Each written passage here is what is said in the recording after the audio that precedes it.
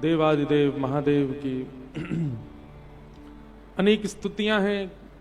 यहां तक कि स्तुतियों का राजा जो शिव महिम्न स्तोत्र है वो भी महादेव को ही अर्पित किया गया है।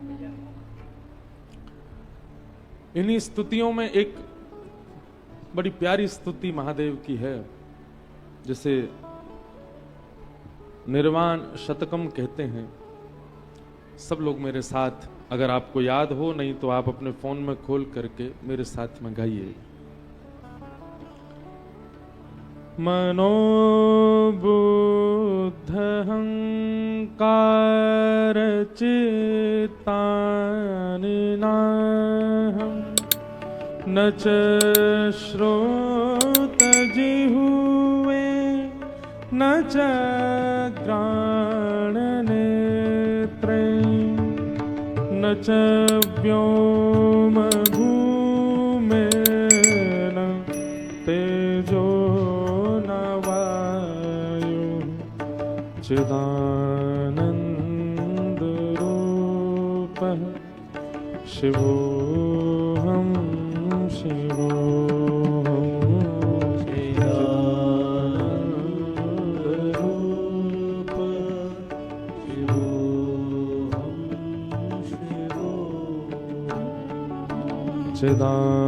चिदानंद रूपः शिवोऽहं शिवोऽहं।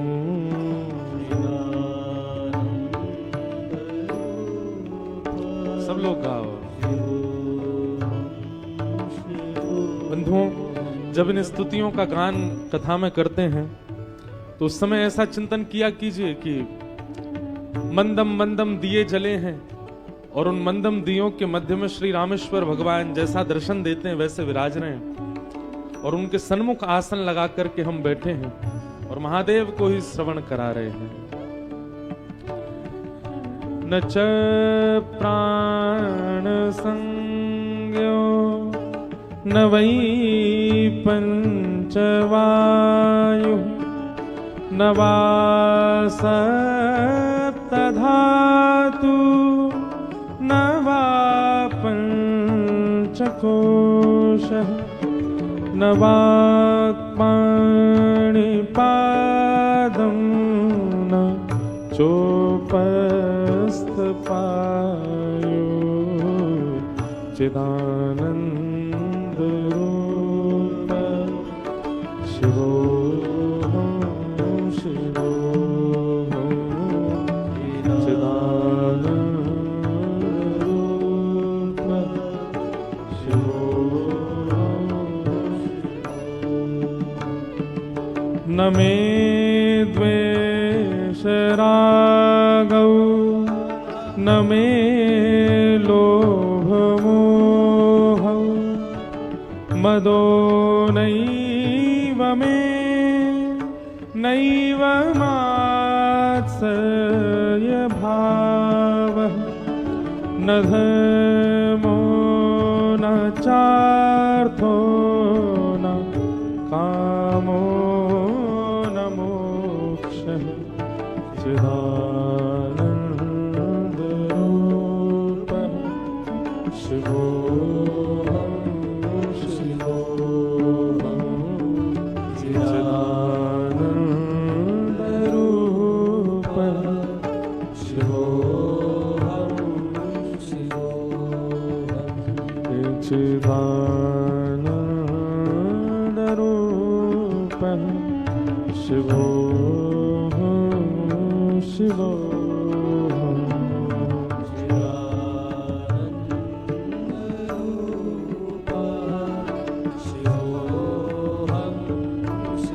जय हो।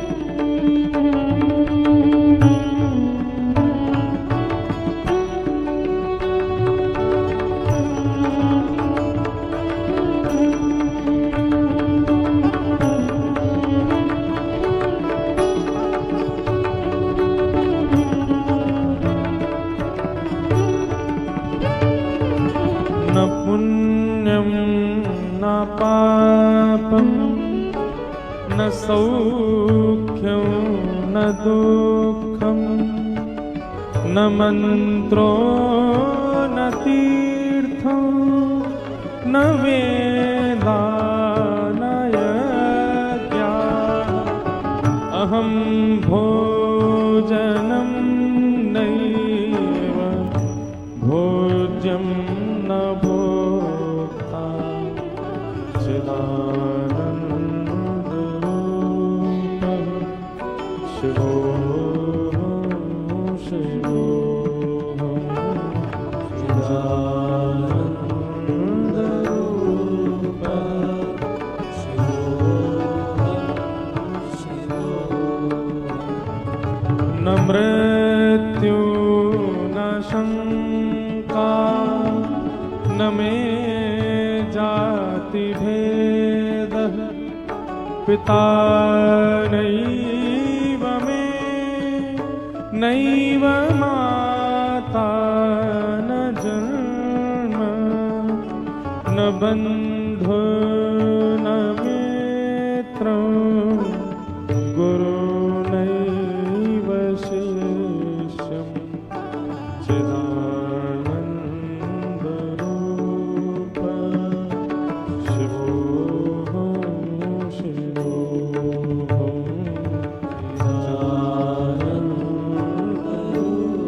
चिदानन्दरूपः शिवोऽहं शिवोऽहम् अहं निर्विकल्पो निराकाररूपो विभुक्त्वाच्च सर्वत्र सर्वेन्द्रियाणां न चासङ्गतं नैव मुक्तो न मेऽहं चिदानन्दरूपः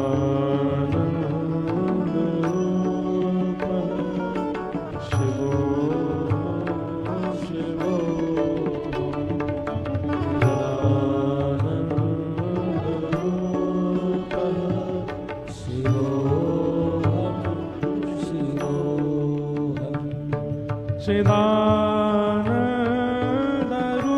चिदानन्दरूपः शिवोऽहं शिवोऽहं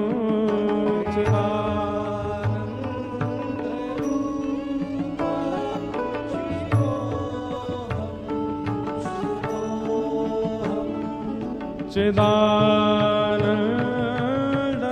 चिदानन्दरूपः शिवोऽहं शिवोऽहं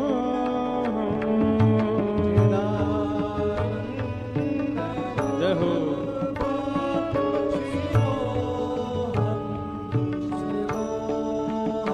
हे चिदानन्दरूपः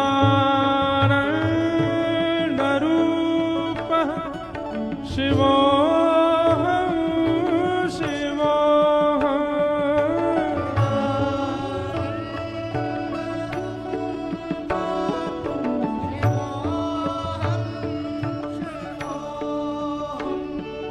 चिदानन्दरूपः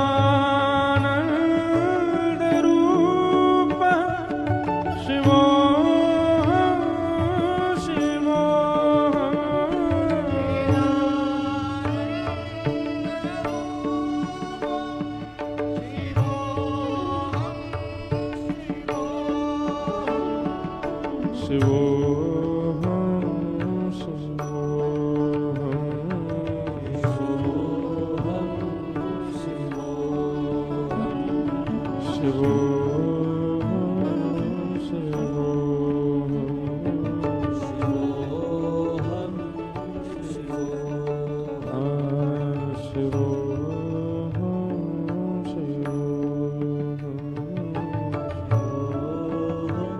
नमः पार्वती पतये हर हर महादेव।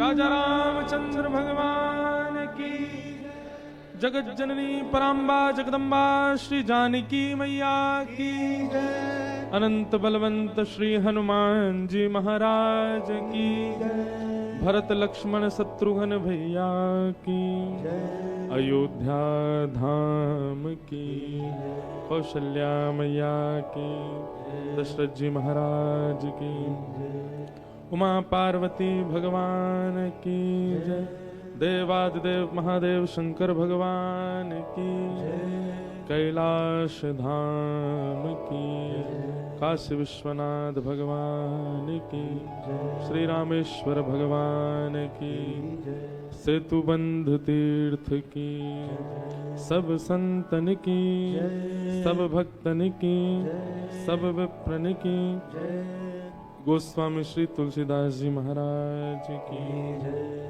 वृंदावन बिहारी लाल की, राधा रमण लाल की, श्री राधा वल्लभ लाल की, जय जय श्री राम, जय जय श्री राम, जय जय श्री राधे, द्वारिकाधीश की।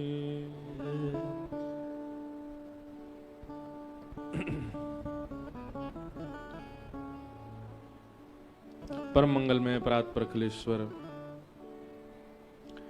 अकारण करुणा वरुणालय भक्तवांछा कल्पतरु, तड़िद्वत विनिंदित पीताम्बरधारी धनुर्धारी श्री रामचंद्र भगवान की महती कृपा से हम आप सब लोग सेतुबंध तीर्थ श्री रामेश्वर में रामनाथ भगवान के श्री चरणों में महोदधि समुद्र नारायण भगवान की गोद में बैठ करके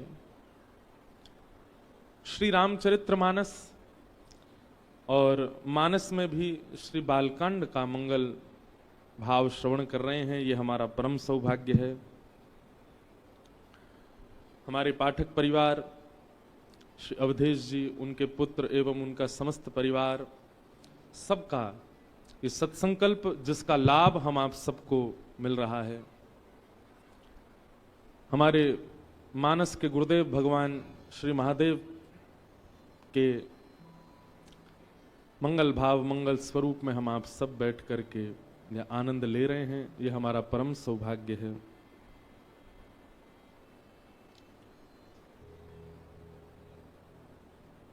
श्रीमद् भागवत में और रामचरित्र मानस में वैसे तो दोनों का कोई कंपटीशन नहीं है, ना करना चाहिए,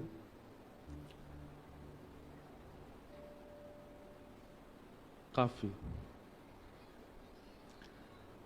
लेकिन कुछ भावों को अगर देखा जाए,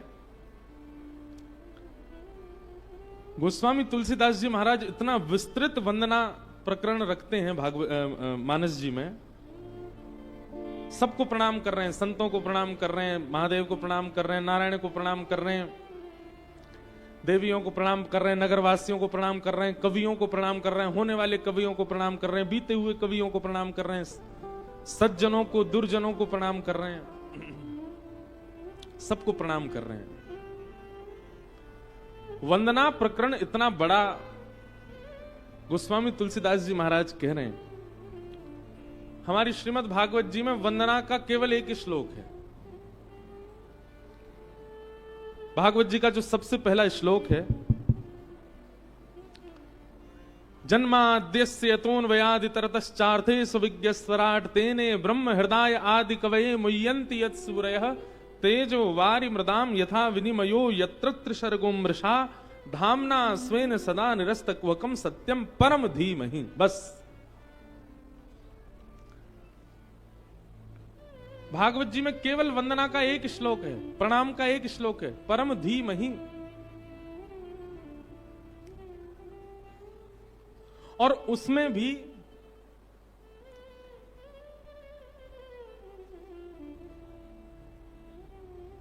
वेद व्यास जी महाराज कोई नाम नहीं बोल रहे हैं। कथा कर लें हम, आप लोग 9 बजे से आके कर लिया करें सब व्यवस्था। हम क्या बता रहे थे?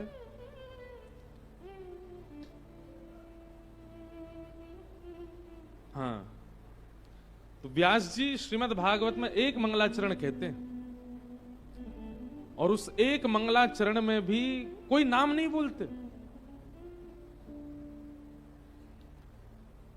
नमोस्तुते व्यास विशाल बुद्धे, इसीलिए व्यास जी की बुद्धि को प्रणाम किया गया। क्यों? बोले व्यास जी ने एक ही प्रणाम किया और उस प्रणाम में सबको प्रणाम कर लिया। आप कहेंगे किसको प्रणाम किया? व्यास जी कहते हैं सत्यम परम धीमहि, इस चराचर ब्रह्मांड में जो भी परम सत्य है मैं उसको वंदन करता हूं। अब यहां जो भी परम सत्य कह करके अब जो भी परम सत्य है सबको प्रणाम कर लिया।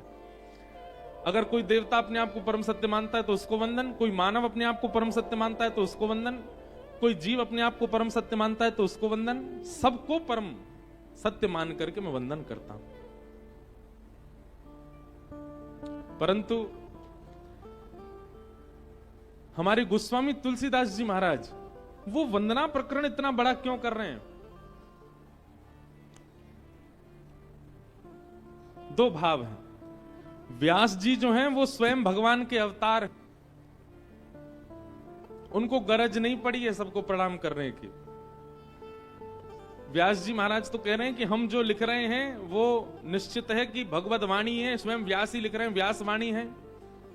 उनको सबको मनाने की आवश्यकता नहीं है, क्योंकि वे स्वयं एक ऐसी सत्ता पर बैठे हैं कि उनकी लिखी हुई बात सबको स्वीकार करनी पड़ेगी। लेकिन श्री गोस्वामी जी महाराज तो अत्यंत दीन हैं। गोस्वामी जी के मन में यह भाव आ रहा है कि मुझे मानव जन्म मिला है, और मानव जन्म मिलने के बाद ये कृपा ठाकुर जी की हुई है कि मैं रचना करने के लिए बैठा हूं, कहीं मेरी रचना कोई अस्वीकार ना कर दे, इसलिए सबको प्रणाम कर रहे हैं। दीनता का प्रतीक है गोस्वामी जी की। व्यास जी तो पहले से ही एक ऐसी स्थिति पर बैठे हैं कि वो सर्ववंद्य हैं, सर्वपूज्य हैं। कोई स्थिति प्राप्त व्यक्ति होता है ना, वो सबको हाथ जोड़ के प्रणाम नहीं करता, एक ही को प्रणाम कर लेता है बस। लेकिन जो सामान्य होता है, जो दीन होता है, जो बहुत सरल होता है, सरल चित्त होता है, सहज होता है, जिसको अपनी अपनी भक्ति में प्रबलता चाहिए, जिसको भगवत प्राप्ति की विशेष इच्छा है, वो सबको प्रणाम करता है, सबको वंदन करता है। व्यास जी तो स्वयं भगवान है, इसलिए एक ही प्रणाम कर रहे हैं, और गोस्वामी जी तो सबको प्रणाम कर रहे हैं। जो दिख रहा है उसी को वंदन कर रहे हैं।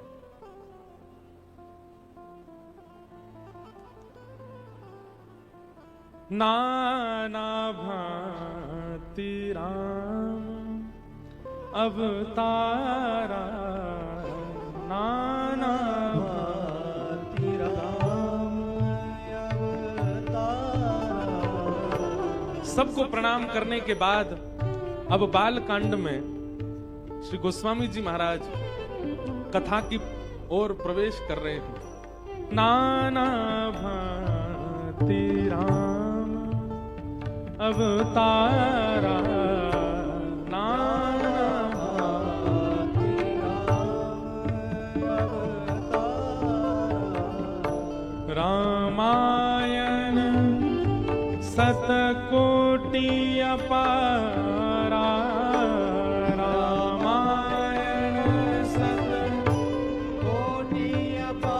भैया देखो भागवत जी में आप श्लोक हमारे पीछे दोहरा भी नहीं पाओगे, लेकिन मानस जी को आप माटी के मथोना बन करके और मुंह बंद करके सुन रहे हो, ये अच्छा नहीं है। ये साल का विश्राम चल रहा है, हमने पहले दिन ही निवेदन किया था, बार बार नहीं करेंगे। 365 दिन में से 7 दिन हटा करके जितने बाकी के दिन हमने जो कुछ भी किया वो सब हिसाब बराबर हो जाएगा यदि आप रामेश्वर भगवान के चरणों में मानस जी की चौपाइयां गाकर के महादेव को प्रसन्न कर दोगे। यहां गंगा जल चढ़ाने का बहुत विशेष महत्व है, लेकिन भीड़ बहुत ज्यादा है, सब अपना गंगा जल तो नहीं पहुंचा सकते। लेकिन वाणी का जो ये गंगा जल है, जो मानस जी गोस्वामी जी ने प्रदान की है, ये मानस जी की चौपाइयां गा करके आप महादेव को अर्पित कर सकते हो। हम तो कर ही रहे हैं, तो अकेले क्यों करें, सब करो। नाना भांति राम अवतारा, नाना भांति राम अवतारा।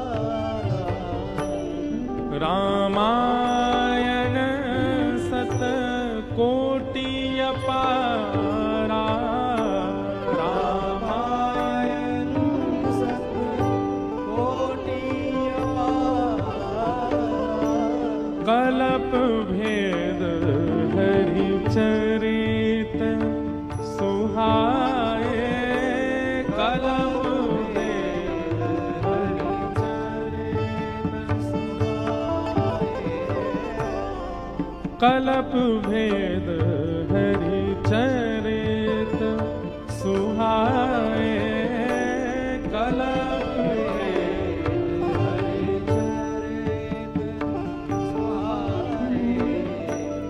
भांति अनेक मुनि सन गाए, भांति अनेक मुनि सन गाए, भांति अनेक मुनि सन गाए, भांति अनेक मुनि सन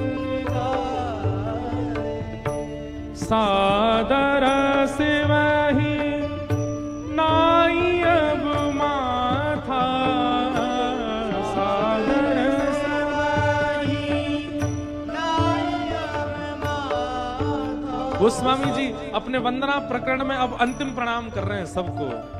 कोई रह गए हो, कोई छूट गए हो भैया, उनको भी हम प्रणाम कर रहे हैं। सादर से वही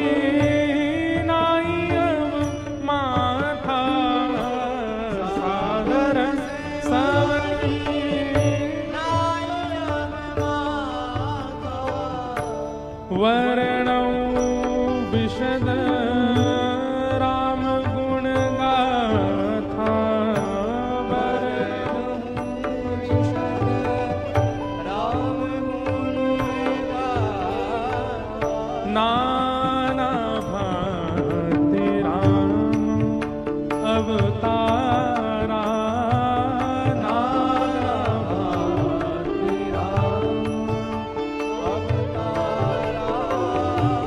रामायण सतकोटि अपारा, रामायण सतकोटि अपारा,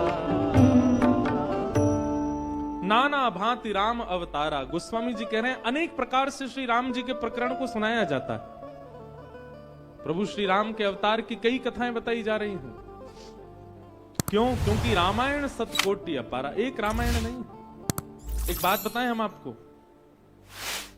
आप भी यदि रामेश्वरम के समुद्र तट पर बैठ करके महादेव से प्रार्थना करके और आपका भजन इतना श्रेष्ठ हो, गुरु कृपा इतनी श्रेष्ठ हो, तो ध्यान लगा करके आप भी ऐसा कुछ अपने चिंतन में देख सकते हैं जो कहीं नहीं लिखा होगा और वो आपको दिख जाएगा। इसका मतलब ये नहीं है कि वो नई खोज, नई लीला आपने मन से बनाई है, नहीं, वो लीला कभी हुई है, आपको नहीं पता है, वो कहीं लिखी नहीं है। अनेक कल्पों में अनेक रामावतार हुए हैं और अनेक बार विविध। अब यहां बाली इंडोनेशिया एक देश है, वहां राम जी की अर्चना करते हैं लोग अपने घरों में, और ऐसा कहते हैं कि उनकी जो लंका है वो दूसरी है, वहां पर राम जी का अवतार वहीं हुआ है, वहां लक्ष्मण जी ने ऐसा किया था, वहां सीता जी का ऐसे हरण हुआ था, उनकी कथा कुछ अलग है। ऐसा हम उनको गलत नहीं साबित कर सकते, किसी कल्प में राम अवतार वहां पर भी हुआ है। अमेरिका में टेक्सास में आप जब जाएंगे तो वहां एक स्थान पड़ता है, वहां अहि रावण की गुफा बताई जाती है, जहां राम लक्ष्मण जी को लेकर के अहि रावण गया था, कहते हैं वो गुफा वहां है। अब किसी कल्प में वहां हुई होगी ऐसी लीला, पर जिस कल्प में मेरा और आप सबका जन्म हुआ है, इस कल्प में रामावतार अयोध्या यही हुआ है। और जितने रामावतार हुए उनमें सर्वश्रेष्ठ लीला जो राम जी ने की है वो इसी कल्प में की है, जो हम मानस जी में देख रहे हैं, पढ़ रहे हैं, सुन रहे हैं। सब जगह लीलाओं का भेद है, परंतु इस कल्प में जो लीला हुई वो मानस जी में तुलसीदास जी वर्णन कर रहे हैं। गोस्वामी जी महाराज सबको प्रणाम करते हुए ठीक उसी दिन संबत 101 करऊं कथा हरिपद धरि शीशा, नौमी भौम बार मधुमास अवधपुरी यह चरित प्रकाशा। जिस दिन राम अवतार पूरा विश्व मनाता रामनवमी, ठीक उसी दिन गोस्वामी जी महाराज मानस जी की रचना कर रहे हैं। मतलब रामनवमी और मानस जी की प्रादुर्भाव दिवस एक ही है। उसी दिन मानस जी की रचना गोस्वामी जी महाराज कर रहे हैं। बंधुओं, एक बात हम कथा में कहा करते हैं कि संस्कृत में एक शब्द है, उसका शब्द का अर्थ होता है, शब्द है सहते। क्या शब्द है? सहते। और सहते शब्द के दो अर्थ होते हैं। एक अर्थ तो होता है सहना, जो बहुत सहता है अपने जीवन में, उसको भी सहते कहते हैं। और जीतने को भी सहते कहते हैं, विजय को भी सहते कहते हैं, और सहने को भी सहते कहते हैं। हमारे भारत के संत कहते हैं, बोले दोनों विपरीत अर्थ का शब्द एक ही है, जीतना और सहना, और दोनों को कहा जाता है संस्कृत में सहते। हमारे भारत के संत कहते हैं, जो सहेगा वही जीतेगा। क्षमा कीजिएगा, जिस व्यक्ति ने अपने जीवन में बहुत विषम परिस्थितियां नहीं देखी हैं, वो कुछ निर्माण नहीं कर पाएगा अपने जीवन में। जिसने कुछ देखा है जीवन में, जिसने कुछ अनुभव किया है, गोस्वामी तुलसीदास जी महाराज ने तो जन्म से ही अनुभव किया, जन्म से ही देखा। गोस्वामी जी का जब जन्म हुआ तो बालक का जन्म होता है तो उसके दांत नहीं होते, पर गोस्वामी जी का जन्म हुआ तो सारे दांत थे उनके। बालक को गोद में लेते ही जो जन्म के समय उपस्थित वहां माताएं थीं, अब देखो दुनिया के बालकों का सौभाग्य होता है, जन्म लेते ही ममता रूपी माताएं उसको पहुंचती हैं, उसको गोद में खिलाती हैं, उसको हृदय से लगाती हैं। पर गोस्वामी जी का जैसे ही जन्म हुआ तो जितनी माताएं वहां थी, उन्होंने जैसी बालक को देखा, 3200 दांत, किसी ने पहुंचा तक नहीं, छोड़ के चले गए। देख करके घबरा गए सब, ये कैसा बालक। जिस समय बालक को हृदय से लिपटाने की स्थिति होती है, सारी माताएं दूर खड़े होकर के तुलसीदास जी को देख रही हैं। क्यों? सारे दांत हैं उनके। और जब सब छोड़ करके चले गए तो छोटे से बालक को क्या पता होता है, पर गोस्वामी जी के मुख से स्वतः ही सबसे पहला शब्द भी प्रकट हो गया। जबकि जन्म लेते बालक से कुछ बोल नहीं पाता वो, लेकिन गोस्वामी जी बोल पड़े, राम। और गोस्वामी जी का प्रथम नाम ही रखा गया था, पूरे गांव में उनका नाम प्रचलित था, राम बोला। क्या नाम था? राम बोला। मां ने प्राण त्याग दिए। कितना सहा गोस्वामी जी ने। पिता ने मन में विचार किया, जो जन्म लेते ही अपनी मां को खा गया, ये शुभ बालक नहीं है। तो एक दासी वहां थी, उस दासी से कहा, तुम ले जाओ इस बालक को अपने साथ में। वो दासी ले गई गोस्वामी जी को, उनका लालन पालन करने लगी। लेकिन विधि का विधान, ठाकुर जी, लोग कहते हैं कितनी परीक्षा लेते हैं भगवान हमारी। सुनो गोस्वामी जी का चरित्र। थोड़े ही बड़े हुए थे, दासी के भी प्राण चले गए। दासी के गांव के लोगों ने जाकर के गोस्वामी जी के पिताजी से कहा कि आपका बालक है, आपने दासी को दे दिया था, अब उसके भी प्राण चलेगा, अब इसकी कौन देखरेख करेगा। तो पिताजी बोले, अरे मैं तो पहले ही समझ गया था कि ये शुभ नहीं है। जन्म लेती अपनी मां को खा गया, दासी को दे दिया, उसको खा गया, अरे ये जहां रहेगा सर्वनाश करेगा, मैं तो इसको नहीं रखूं। जिस काल में बालक को प्रेम चाहिए होते, उस काल में खेत में अकेले पेड़ के नीचे गोस्वामी जी बैठे हैं। उस समय बालक तो ये बोल भी नहीं सकता, ये पूछ भी नहीं सकता कि हे नाथ मेरा अपराध क्या है जो मेरे साथ ऐसा कर रहे हो आप। उस काल में बालक को केवल एक चीज की आवश्यकता होती है, भूख लगी तो कुछ मिल जाए बस। चुपचाप गोस्वामी जी बैठे रहते और मन में विचार करते, क्यों सब मुझसे दूर जाते हैं, क्यों मेरे पास कोई नहीं बैठता, जैसे सबके बालक गोदों में रहते, मैं क्यों नहीं उसका अधिकारी हूं।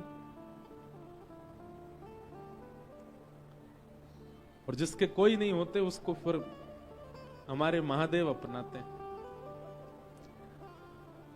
पार्वती जी को आज्ञा की, आप जाइए और जाकर के इस बालक का पोषण कीजिए। एक वृद्ध माता का रूप धारण करके पार्वती जी आती थी, और कभी कुछ खिला जाती हैं, कभी कुछ पिला जाती हैं। इसीलिए गोस्वामी जी महाराज शिव पार्वती को, कल हम वंदना प्रसंग में पढ़ रहे थे ना, शिव पार्वती को श्री गोस्वामी तुलसीदास जी महाराज अपना माता पिता भी मानते।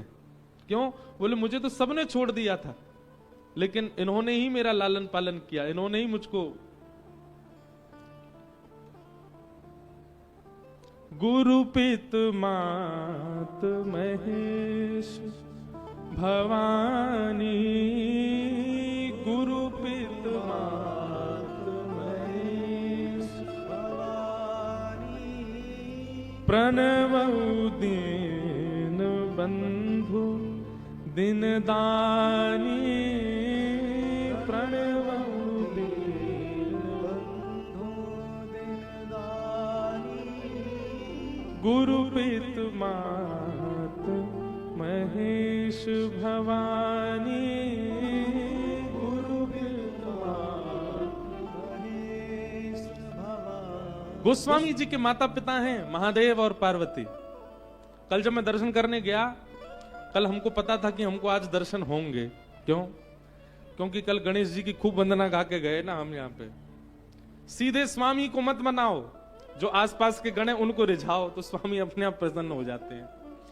कल हम गणेश जी की वंदना गा करके गए, तो कल महादेव ने ऐसे दर्शन दिए, मेरे को लगता है पिछले 5-6 दिन में रामेश्वरम में ऐसे दर्शन किसी को नहीं होंगे जैसे हमको हुए कल। मानो स्वयं ही सारी व्यवस्था कर रहे, खूब देर खड़े रहे महादेव के सामने, खूब प्रेम से दर्शन किया, खूब नेत्रों से निहारा, अभिषेक तक करवाया, भस्म चढ़ाई। कोई चिड़ मत जइयो मोते। लेकिन हमारे पास में एक युक्ति है, और वो युक्ति हम बता भी देंगे तो भी आप नहीं कर पाओगे। हमारे पास युक्ति क्या है? जब जब हमको महादेव परेशान करते हैं, दर्शन वर्शन नहीं देते, तो हम सीधे कहते हैं ठीक है आइयो ब्रज में। पहले तो गोपी बन के आ गए, अब की बार गोपीन ते जाए के राधा रमन राधा वल्लभ सब ते शिकायत करूंगा तुम्हारी। एक ब्रजवासी गए और दर्शन करवे ज्योतिर्लिंग में, और जे महादेव इतने अड़ करके बैठे, दर्शन तक नहीं दिए। हमने तो अपने ब्रज में आपको गोपी स्वरूप प्रदान कर दिया। अरे कहीं यहाँ पे इतनी दूर से ब्रजवासी आया हुआ, को दर्शन तक नहीं दे रहे, ठाकुर जी शिकायत करूंगा तुम्हारी। सोई महादेव अपने आप बुला ही लेते हैं। ये काशी में भी हम कर चुके हैं एक बार, और ये हमने कल यहां पर भी किया। हमने कहा ठीक है महादेव 2 दिन आए गए, दर्शन की कोई व्यवस्था नहीं, आइयो अब के ब्रज में बताऊंगा तुम्हें, ठाकुर जी शिकायत करूंगा। सोई घबरा जा में बोले अरे भैया ब्रजते तो हमारो काम बनो ही रहेगो, या को बुलाओ जल्दी। कल वीवीआईपी दर्शन करा। अब देखो लोग वाक कहते हैं वीआईपी दर्शन, वीवीआईपी दर्शन, ये उचित नहीं है, ये ठीक नहीं है। नहीं है, हम भी इस बात के विरोध में हैं, पर हम कथा भी तो सुना रहे हैं महादेव को। हम व्यास हैं, तो व्यास को दक्षिणा रूप में अगर वीवीआईपी दर्शन महादेव दे दें तो इसमें कोई दिक्कत नहीं। आप भी कुछ सेवा करो, उसके बाद करो वीआईपी दर्शन। खाली पीली कुछ नहीं, होटल में पड़े हो फिर वीवीआईपी दर्शन कर रहे हैं तो गलत है। धाम में आके सेवा करो, धाम में आकर के परिश्रम करो, धाम में आके ठाकुर को रिझाने की कोई क्रिया करो, अपने आप वीआईपी दर्शन करो, फिर कोई दोष नहीं है। लेकिन कुछ सेवा कर नहीं रहे, सीधे दर्शन में जा रहे हैं, तो फिर लाइन में लगना चाहिए। थोड़ा तो श्रम करो। हम तो कथा सुना रहे हैं महादेव को, इतनी दूर से चल के आए हैं कथा सुनाने के लिए, तो हमको तो अधिकार है वीवीआईपी दर्शन करने का। आप भी जाओ। अगर कोई आपको कहे हम वीआईपी दर्शन करा देंगे, तो पहले मानस जी की कुछ चौपाइयां सुना देना बाहर बैठ के, सेवा कर देना, तब जाना दर्शन, तो फिर उसका दोष नहीं लगेगा, तो अपराध नहीं लगेगा। आहा। चैत्र मास की नवमी, जिसे राम नवमी कहते हैं, मंगलवार को अयोध्या में राम नवमी का उत्सव मनाया जा रहा था, और उसी समय गोस्वामी जी महाराज ने रामचरितमानस को लिखा।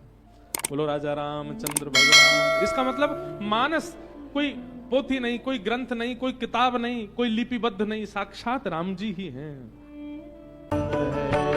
तो राजा राम राम राम सीता राम राम राम, राजा राम राम राम सीता राम राम राम, राजा राम राम सीता राम। क्या भाव से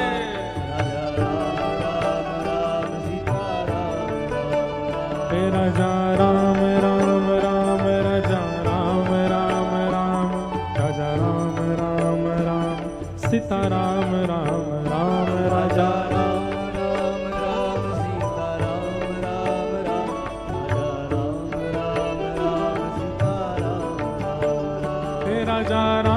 राम राम, राजा राम राम राम राजा राम राम राम सीता राम राम राम, राजा राम राम राम, राजा राम राम राम, राजा राम राम राम सीता राम राम, राजा राम राम राम, राजा राम राम राम, राजा राम राम राम सीता राम राम राम, राजा राम राम राम, राजा राम राम राम,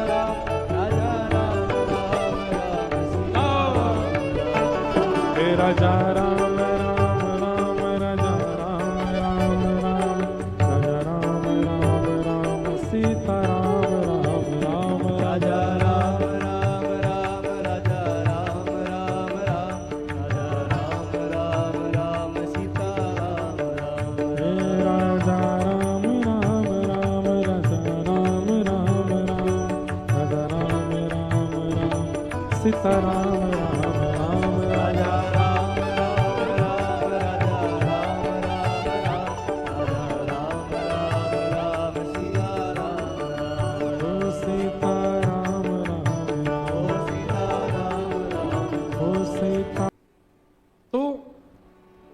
सत्संगी व्यक्ति का सबसे पहला लक्षण क्या है कि उसकी जड़ बुद्धि नहीं होती, ब्रॉड माइंडेड होता है। अपने जीवन में घटने वाली हर स्थिति को भगवत भाव समझ करके सब में सकारात्मक बुद्धि रखता है। सिंचति वाच सत्यम, सत्संगी व्यक्ति को झूठ बोलने में नानी याद आ जाएंगी, नहीं बोल पाएगा वो, उसकी जीभ कांपने लग जाएगी, उसको इतनी चिंता हो जाएगी कि मैं झूठ कैसे बोलूं। सत्संगी व्यक्ति सामान्य झूठ, बच्चों के सामने कुछ झूठ बोले आदि मजाक में, वो बात अलग है, पर कोई बहुत बड़ी बात पर झूठ जो कि संसार के लोग ऐसे ही बोल देते हैं, नहीं बोल पाएगा सत्संगी व्यक्ति। उसकी जीभ कांपने लगेगी, उसका हृदय कंपित हो जाएगा, वो रात भर सो नहीं पाएगा झूठ बोलने के बाद। ये सत्संगी व्यक्ति का लक्षण है। सिंचति वाच सत्यम, मानोन्नति दिशतु पापमपा करोति। मेरा बहुत मान हो, यश हो, मेरी बहुत संपत्ति हो, ये सारी इच्छाएं सत्संगी व्यक्ति की सम हो जाती हैं। कोई बहुत मान करने लग जाता है ना, तो वहां पर भी सत्संगी व्यक्ति हाथ जोड़ के नीचे नजर कर लेता है कि मैं इस योग्य नहीं हूं, आप सब कर रहे हो उसके लिए धन्यवाद। ऐसी स्थिति उसकी हो जाती। बहुत धन संपत्ति मिलने पर संसारी व्यक्ति भोग विलास की तरफ भागता है, पर सत्संगी व्यक्ति तीर्थ ही जाएगा। इससे मैं और कितनी संत सेवा कर सकूं, इससे मैं और कितना वैष्णवों का उपकार कर सकूं, ये भावना रखेगा। सत्संग गति कथय किम न करोति पुंसाम, सब देता है सत्संग। सती के मुख से झूठ निकल रहा है, वो भी किसी सामान्य व्यक्ति के आगे नहीं, स्वयं महादेव के सामने झूठ कोई कैसे बोल सकता है। इस सत्संग के प्रति बने अपराध के कारण हो रहा है।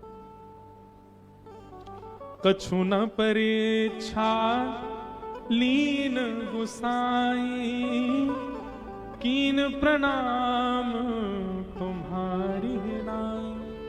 कोई परीक्षा नहीं ली, मैं तो दूर से नहीं पास से प्रणाम करने गई और आपकी तरफ से भी प्रणाम करके आई हूं।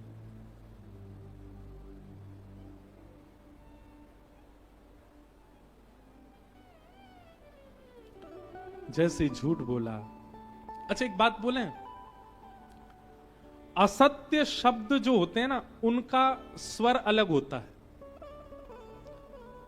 हमें अपना तो पता है, पर आप सबका नहीं पता। जब व्यक्ति असत्य बोलता है ना, उसके स्वर से उसके शब्दों से, उसके मुख की आकृति से पता चल जाता है कि असत्य बोल रहा है। स्वर ही अलग होता है असत्य का। उस स्वर में आनंद नहीं होता, उस स्वर में आकर्षण नहीं होता, उस स्वर में कहीं ना कहीं बनावटी की दुर्गंध आ रही होती है। सत्संगी व्यक्ति समझ जाता है, तो महादेव तो क्यों नहीं समझेंगे। तब शंकर देखे उधर ध्याना, सती जो कीन चरित सब जाना। हरि इच्छा भावी बलवाना, हृदय विचारत शंभु सुजाना। जो अब कर सती सन प्रीति, मिट सहस सतासी तज समाधि शंभु अविनाशी।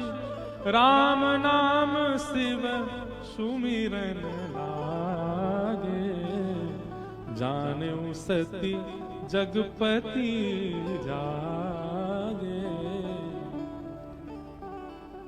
महादेव आकर के बैठ गए और 87,000 संवत तक समाधि में ही रहे। समाधि में आकर के बैठ गए, राम जी का स्मरण करने लगे। और 87,000 वर्ष बाद जब समाधि खुली, सती को पता चला कि महाराज उठ गए। कैसे उठे? बोले राम नाम शिव सुमिरन लागे। राम राम राम राम राम। हमें ये पंक्ति पढ़ करके हमको ऐसा लगा कि हम जब देखने के लिए गए थे श्री रामेश्वर भगवान को, तो हमारे सामने जल डाला, हमारे सामने भस्म लगाई, हमारे सामने माला पहनाई, पर शंकर जी तस से मज नहीं हुए। क्यों? अभी समाधि में बैठे हैं, अभी महादेव समाधिस्थ हैं। चाहे महाकाल चले जाओ, चाहे कैलाश चले जाओ, चाहे काशी विश्वनाथ चले जाओ, चाहे रामेश्वरम चले जाओ, सब जगह जल डालने पर महादेव बिल्कुल अचेत रहते हैं। क्यों? महादेव अभी समाधि में बैठे हैं।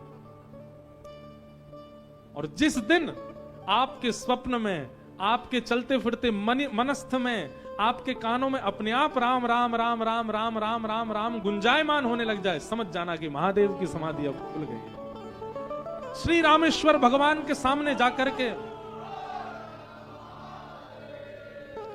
ये काशी वाले हैं, दूर से पता चल जाती है ये काशी वाले हैं। कल हम जैसे मंदिर गए,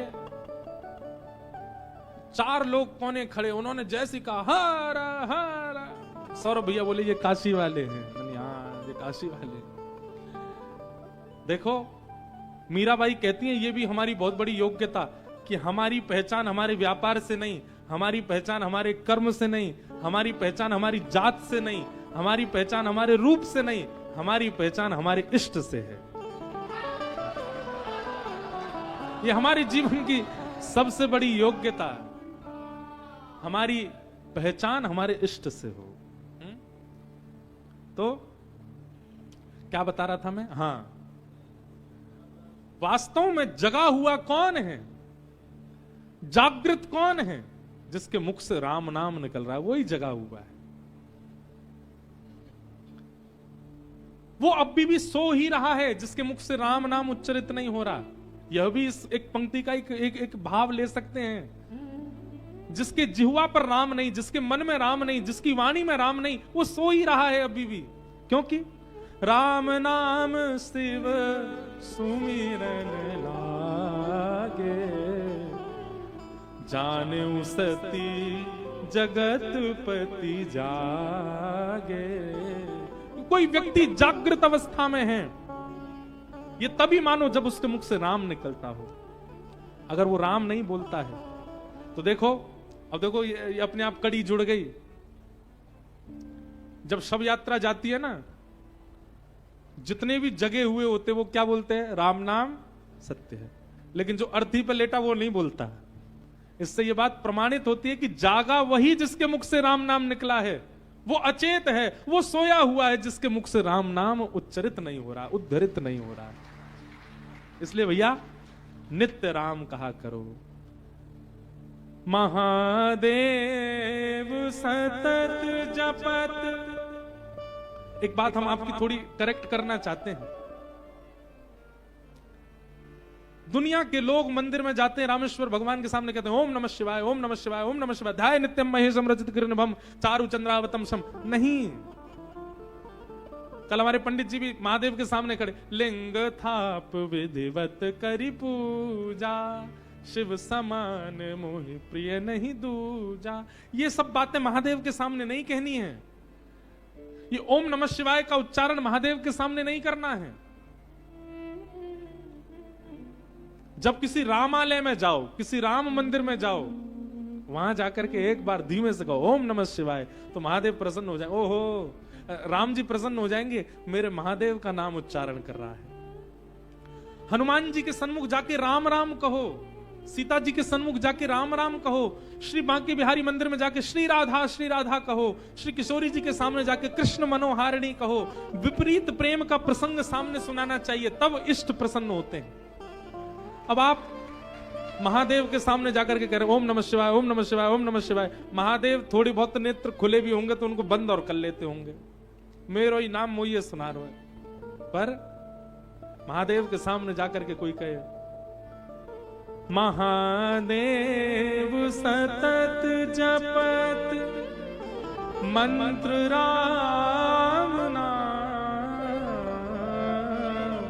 महादेव जपत मंत्र राम नाम, निराधार को आधार एक राम नाम, निराधार को आधार एक राम नाम, प्रेम मुदित मन से कहो राम राम राम, राम राम राम, सीता राम राम राम। प्रेम मुदित मन से कहो राम राम राम, राम राम राम, सीता राम राम राम। राम नाम शिव सुमिरन लागे, राम नाम शिव सुमिरन लागे, राम नाम शिव सुमिरन लागे, राम नाम शिव सुमिरन लागे, जाने सती जगत पति जागे, जाने सती जगति पाति जागे, जाई शंभु पद वंदन कीने, जाय शंभु पद वंदन कीना, जाई शंभु पद वंदन कीना, जाय शंभु पद वंदन कीना, सन्मुख शंकर आसन दीना, सन्मुख शंकर आसन दीना, लगे कहन हरि कथा रसाला, लगे कहन हरि कथा रसाला, हे दक्ष प्रजेश भय तेहि काला, दक्ष प्रजेश भय तेहि काला, राम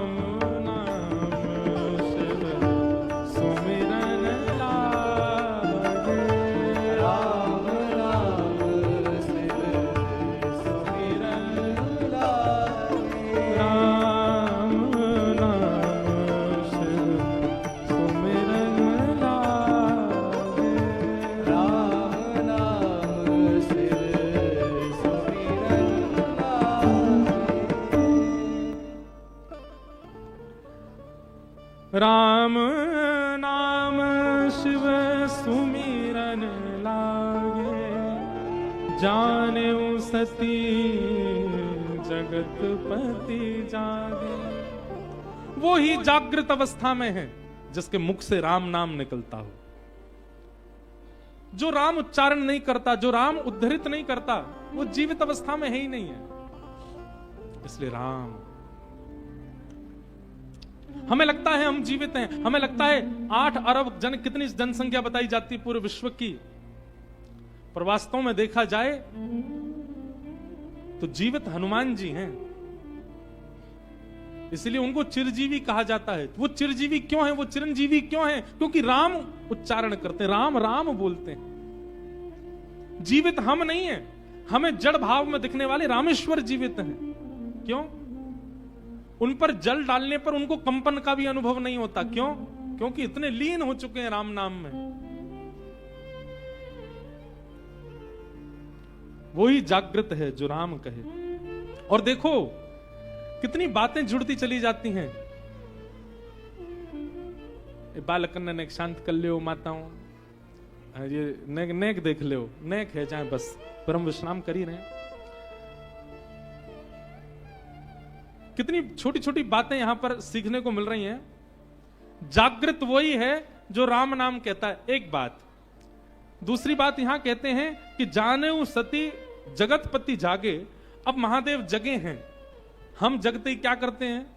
जगते ही चाय पी रहे हैं, जगते ही हमारे दुनिया भर के कर्म है, पर महादेव जगते ही क्या कर रहे हैं? लगे कहन हरि कथा रसाला। उठते ही महादेव कथा सुनाने लग गए। कोई संसारी चर्चा नहीं, कोई व्यवहार की बातें नहीं, किसी प्रकार का कोई विषय नहीं, सीधे ही हरि कथा। हरि कथा का मतलब क्या है? मतलब यह नहीं है कि उठते ही बोलने लग जाओ, सुखदेव जी बोले हे राजन, नहीं। हरि कथा का मतलब होता है हरि प्रिय चर्चा। उठते ही वो चर्चा आपके मुख से प्रकट होने लग जाए, वो चर्चा आपके मुख से प्रारंभ हो जाए जिससे हरि प्रिय लगे और हरि प्रिय प्रिय लगने लग जाए, हरि जन प्रिय लगने लग जाए, वो कथा उठते ही। और जिस समय, अब देखो, अब एक बात हम कहें, आज राम विवाह तो वो महादेव का विवाह तो नहीं कर पाएंगे हमको जल्दी जल्दी नहीं करना, आराम आराम से करेंगे। अब एक बात यहां सुनिए, लगे कहन हरि कथा रसाला। सती जी से जो अपराध बना हुआ था, जिस अपराध के कारण उनसे अपराध पे अपराध, अपराध पे अपराध होते जा रहे थे, उसके बाद महादेव ने उनको हृदय से त्याग दिया। तत्पश्चात महादेव समाधिस्थ हो गए। समाधि से उठते ही महादेव ने विचार किया कि अब एक बार और प्रयास करूं कथा सुना करके सती को संभालने का। बहुत वर्ष हो गए, अब शायद जो बने हुए अपराध हैं वो सब नष्ट हो जाएं। परंतु एक बात याद रखिएगा, ठाकुर जी की सेवा में आपसे कोई अपराध हो जाए उसमें क्षमा प्राप्त हो जाती है, पर कथा के प्रति, वक्ता के प्रति, सत्संग के प्रति जब आपसे अपराध बनता है ना, तो वो अपराध, उसका फिर एक ही निवारण है, क्या? देह त्याग। फिर तो जन्म ही दूसरा लेना पड़ेगा, फिर उससे बचने का कोई और उपाय नहीं है। और उसका प्रमाण यहां पर यह दिखा कि महादेव ने जब पुनः कथा सुनाना, इतने वर्ष बाद सती के उस क्रिया के बाद अब पुनः कथा सुनाने का जब प्रयास किया, अब महादेव तो चाहते हैं कि मैं कथा सुनाऊं, पर सती के द्वारा बने हुए पूर्व के अपराधों के कारण अब प्रकृति ऐसी योजना बना रही है कि सती कथा सुनी नहीं पाएगी। लगे कहन हरि कथा रसाला। और उसी समय दक्ष प्रजेश बहेते ही काला। उसी समय दक्ष प्रजापति बना दिए गए, प्रजापतियों के शीर्ष बना दिए गए, मुखिया बना दिए गए। अब सती तो यहां कथा सुनने के लिए बैठी हैं, महादेव कथा सुना रहे हैं, महादेव चाह रहे हैं एक प्रयास करके सती को फिर से भक्ति पथ पर लाया जाए, परंतु अब पूर्व के अपराध के कारण प्रकृति ऐसी योजना बना रही है कि सती कथा सुन नहीं पाएंगी। इसलिए कथा एक बार भी मिल जाए तो ससम्मान सुन लीजिए, कथा एक बार भी जीवन में आ जाए नेत्र खोल करके सुन लीजिए, कथा एक बार भी जीवन में आ जाए तो जागृत अवस्था में बैठ के सुन लीजिए, क्योंकि एक बार कथा मिलने पर आप उसके प्रति यदि अपराध बना देते हैं तो फिर प्रकृति बाद में ऐसा प्रयास करेगी कि आप कथा सुन ही नहीं पाओ। वो सती के साथ हो रहा है यहां पर। यहां दक्ष प्रजापति जैसे ही प्रजापतियों के मुखिया बने, बड़ अधिकार दक्ष जब पावा, अति अभिमान हृदय तब आवा। जब विशेष अधिकार दक्ष को प्राप्त हुआ, अभिमान चित्त में आ गया। और इसकी अगली पंक्ति तो लिखने योग्य है। क्या? नहीं को अस जन्मा जगु माही, प्रभुता पाई जाहि मद नाही। इस संसार में ऐसा कोई जन्मा ही नहीं है जिसको प्रभुता मिलने पर अहंकार ना हुआ हो, जिसको प्रभुता मिलने पर अभिमान ना हुआ। दक्ष प्रजापति को अभिमान होने लगा एक श्रेष्ठता प्राप्त होने के बाद। महादेव यहां कथा सुना रहे थे और तभी व्योम विमान उसी मार्ग से ऊपर से जा रहे थे। सती ने महादेव से पूछा कि ये विमान कहां से आ रहे हैं, कहां को जा रहे हैं। महादेव ने सब बताया। बोले देवी, ये सब तुम्हारे पिताजी के यज्ञ में जा रहे हैं, सब देवता जा रहे हैं अपनी पत्नियों के साथ, आदि आदि सब भाव बताए, सब तुम्हारे पिता के यहां यज्ञ में जा रहे हैं और वह यज्ञ मुझे अपमान करने के लिए किया जा रहा है। पूरी घटना बताई, आप सबको पता ही है कि दक्ष प्रजापति के सभा में आते सब खड़े हुए, लेकिन विष्णु तो आए ही नहीं थे। ब्रह्मा जी खड़े नहीं हुए क्योंकि ब्रह्मा तो पिता हैं, और महादेव भी खड़े नहीं हुए। क्यों? चिदानंद रूप शिवोहम शिवोहम, वो अहम शून्य हैं। उनको जब राग की इच्छा नहीं है तो उनके भीतर ममत्व भी नहीं है, द्वेष भी नहीं है। और राग द्वेष से विमुख व्यक्ति सम्मान करना जानता नहीं है, उसका स्वभाव ही नहीं होता है। जब महादेव को खड़ा नहीं देखा तो दक्ष प्रजापति उपहास करने लगा, और उस उपहास को देख करके नंदी आदि क्रोधित हो गए। क्रोधित होकर के बोलने लगे, अरे इतना मैं करता, अपने ऊपर अहंकार करता है, तुझे तो बकरा बन जाना चाहिए, तू मानव क्यों बन गया? महादेव अपने सभी सभा अपने लोगों को लेकर के वहां से चले गए। सब बातें आज महादेव सती को बता रहे हैं। बोले तब से ही तुम्हारे पिताजी हमसे चिढ़ते हैं और आज एक बहुत बड़ा यज्ञ कर रहे हैं, उस यज्ञ में भी हमको स्थान नहीं दिया है। और ये सारे विमान यहां होकर के इसलिए भेजे जा रहे हैं ताकि मेरे मन में और तुम्हारे मन में ऐसी भावना आए कि देखो यज्ञ हो रहा है, सब बुलाए, तुमको नहीं बुलाया गया है। मैं एक बात कथा में कहा करता हूं बंधुओं, जो अमृत पान करते हैं उनको देव कहा जाता है, और जो विष पान करते हैं उनको महादेव कहा जाता है। अमृत पहले टप टप टप टप कर देते, सुनो तो सही, ये अमृत और विष है क्या? संसार में मिलने वाला बहु सम्मान यही अमृत है, और उस सम्मान के प्रति जो तुरंत प्रस्तुत हो जाता है वो देव है। लेकिन संसार से मिलने वाला अपमान, उस अपमान को भी जो ग्रहण करके कंठ में धारण कर ले, वो अपमान रूपी विष को जो धारण करे, वो देव नहीं, वो महादेव है।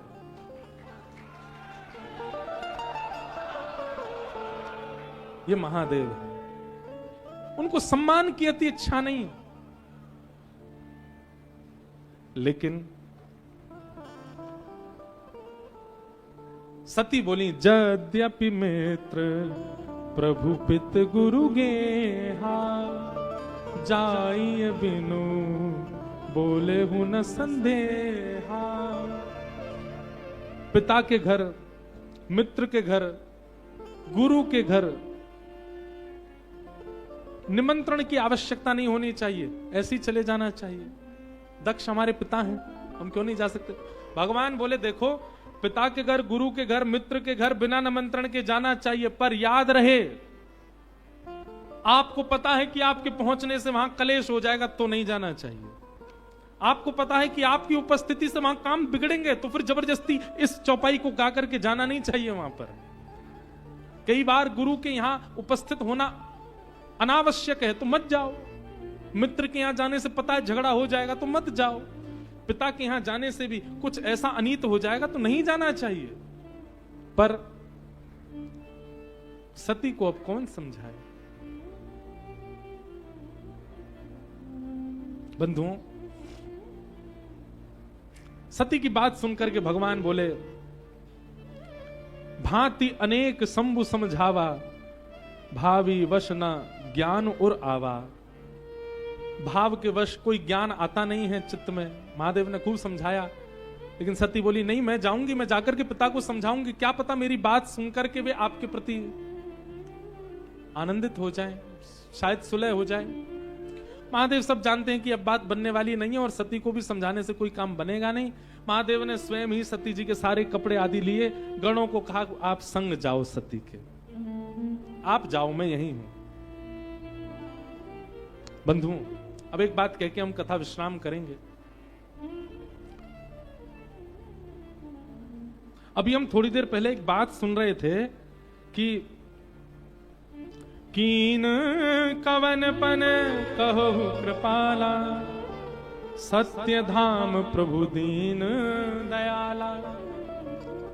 महादेव ने जब अपने मन से त्याग किया सती का, उस समय आकाशवाणी हुई और आकाशवाणी के द्वारा सब कहने लगे, देवता आदि सब कहने लगे, बोले आपका ये सत्य धर्म, ये सत्य व्रत अति प्रिय है, आपकी सत्य निष्ठा की वाहवाही देवता कर रहे हैं। ऐसा कौन सा सत्य व्रत आपने धारण किया, या ऐसी कौन सी क्रिया आपने मन ही मन कर ली जिससे देवता इतने प्रसन्न हो रहे हैं?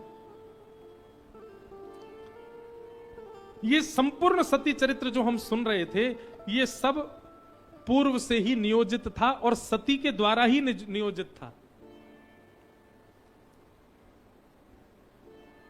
एक कथा बड़ी प्रसिद्ध आती है कि भगवान श्रीमन नारायण सहस्त्र कमल अर्चन कर रहे थे महादेव को, 1000 कमल चढ़ा रहे थे।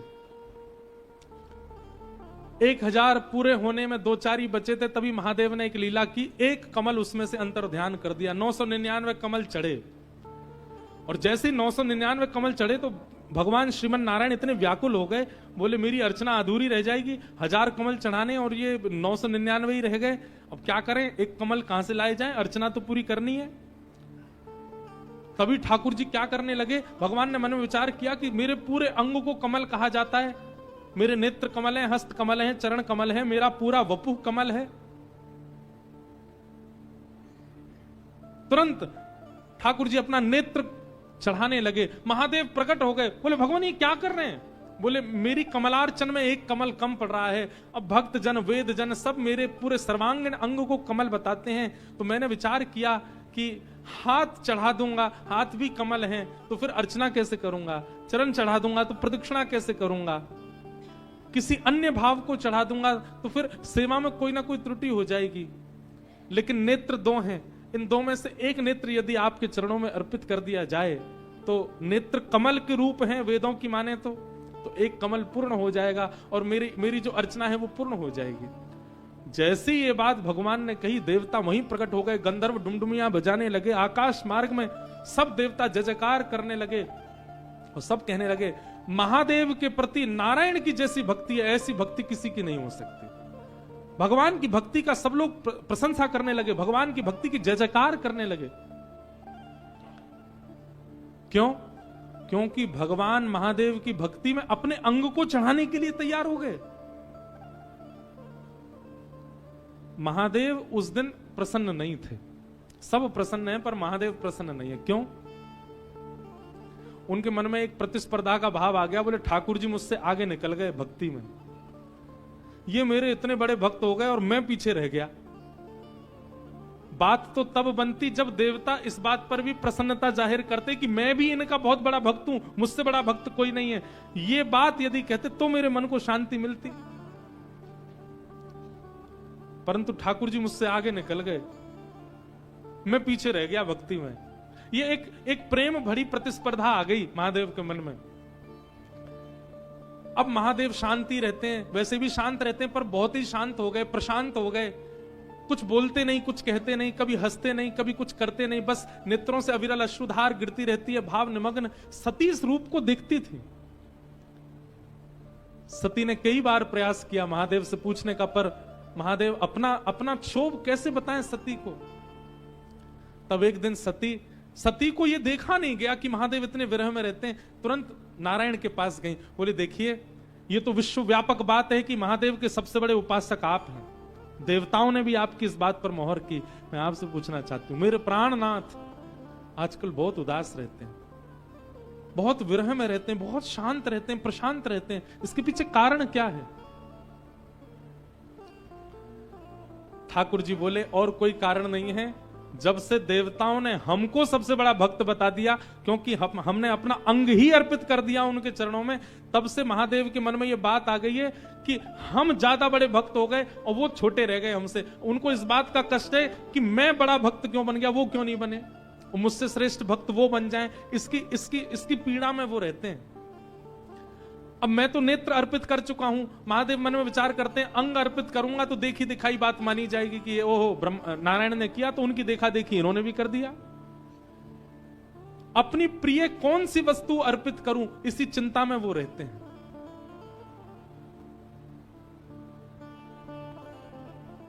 सती ने मन में विचार किया, महादेव की सबसे प्रिय मैं हूं, महादेव की सबसे प्रिय मैं हूं, यदि आपकी भक्ति के लिए वो मेरा त्याग कर दें तो कहीं ना कहीं आपसे भी श्रेष्ठ भक्त वो हो जाएंगे और महादेव प्रसन्न हो जाएंगे। और यदि इस योजना को हम सफल करा दें तो मेरे प्राणनाथ सदा के लिए प्रसन्न रहेंगे। महादेव की प्राण प्रिया, महादेव की सदा हृदय में निवास करने वाली सती ने जानबूझ करके ये लीला की ताकि महादेव उनका त्याग करें और उनके त्याग से स्वयं भगवान प्रकट होकर के इस बात पर मोहर लगा दें कि हे महादेव आपसे बड़ी भक्ति किसी की नहीं।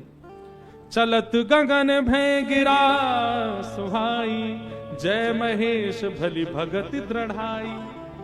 जिस समय सती ने ये सारी लीला की और इस सारी लीलाओं को देख करके राम जी की परीक्षा लेने के बाद जब लौट करके आई, महादेव ने जैसे ही हृदय से त्याग किया सती का, तुरंत आकाशवाणी हो गई, जय हो महादेव, आपकी भक्ति की जय हो, आप जैसी भक्ति किसी की नहीं है।